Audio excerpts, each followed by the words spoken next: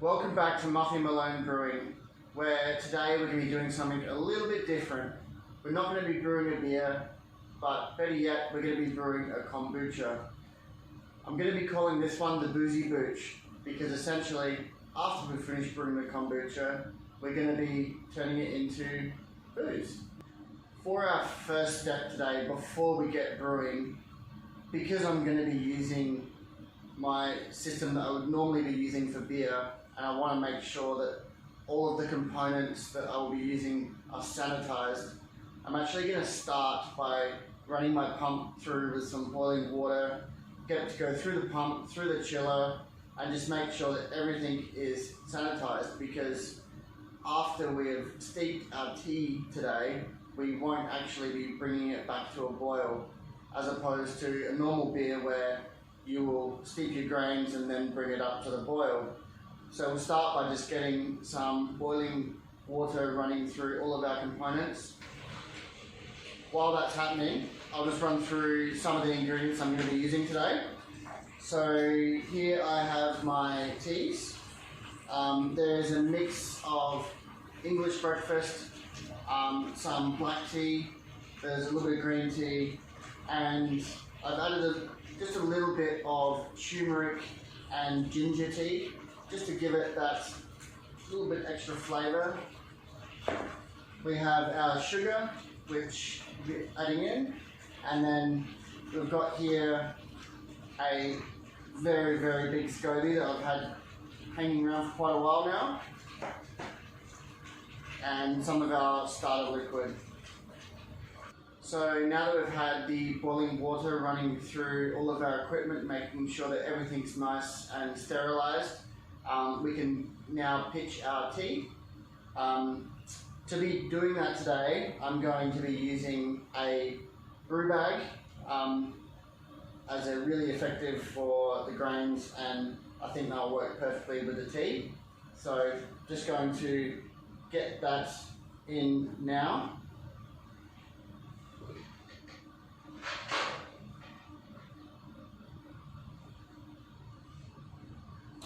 So we have our tea here.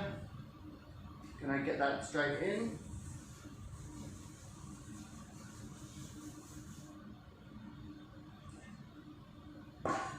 Going to just give it a bit of a stir. Make sure that there's no dried clumps stuck in there. Now, what I'm going to do now is I'm going to turn off my heat completely. I'm going to tie up the bag, give it a bit of a shake around, just like you would with a cup of tea. I'm going to add my sugar, let that dissolve.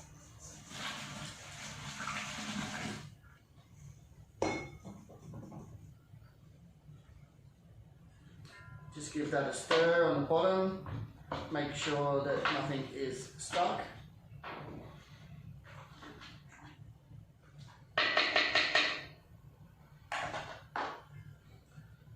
And what I'm going to do now is I'm just going to let that steep.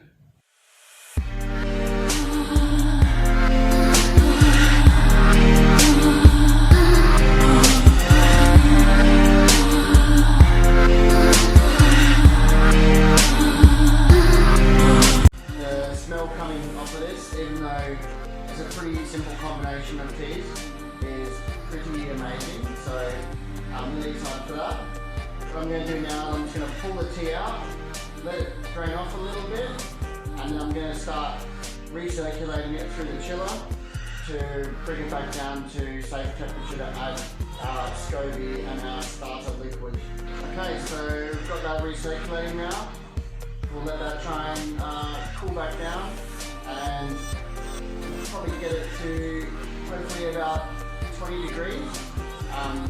That should be a pretty safe temperature to pitch our SCOBY, and should hopefully give it a nice healthy fermentation.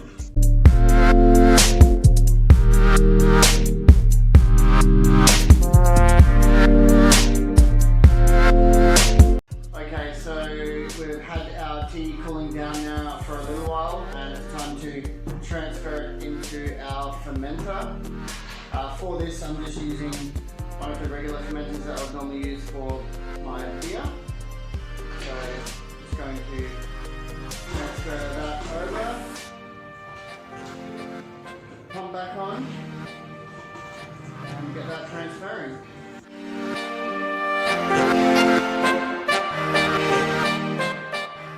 Okay, so we have our tea transferred. It's all cooled down.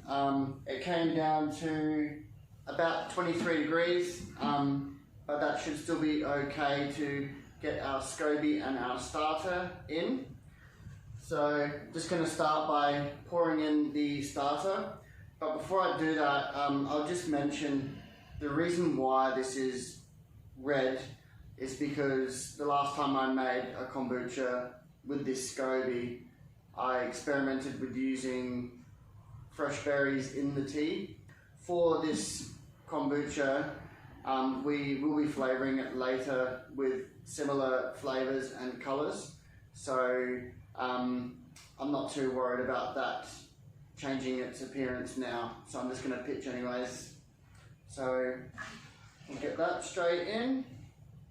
And then we will gently just get our SCOBY in.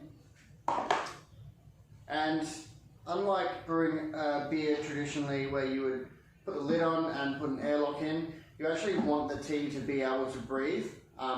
It's really good for its fermentation.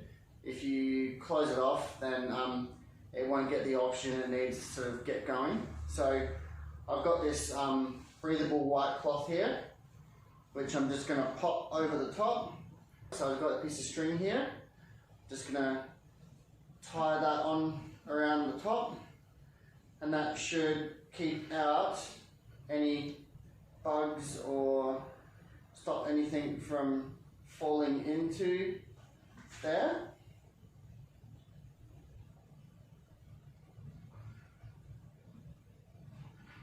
So just like that is fine.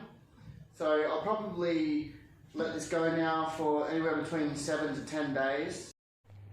Here we have 1 kilo of raspberry, 500 grams of mixed berries, and 300 grams of passion fruit pulp.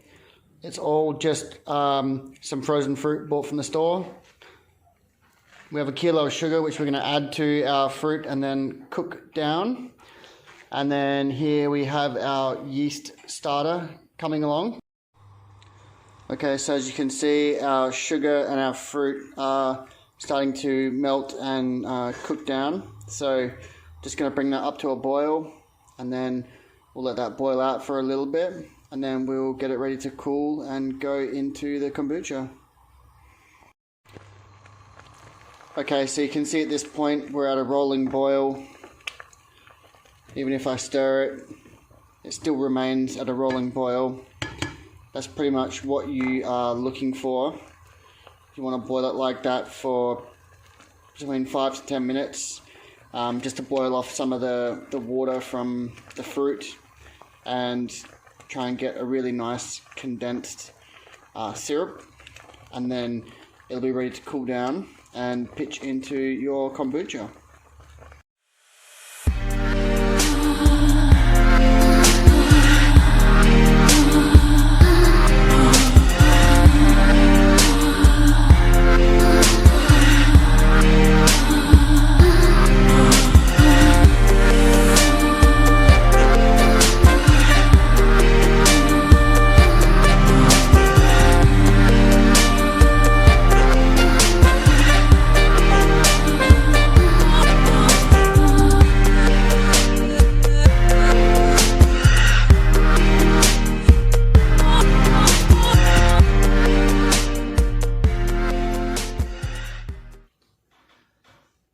It's tasting time for the Boozy Bouch.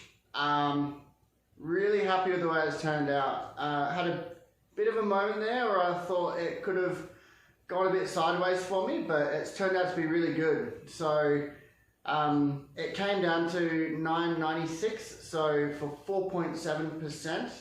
So it's not super strong, but It is very dry. It's got a really amazing smell of berries coming off of it. But yeah, it smells quite hot and quite dry. The passion fruit didn't really come through like I wanted it to, but absolutely crushable summertime drink. Because it's quite low in alcohol, makes it quite drinkable too. You can have a few and not feel a bit sideways. But yeah, the colour of it is also pretty awesome, very inviting. And yeah, so let's have a taste.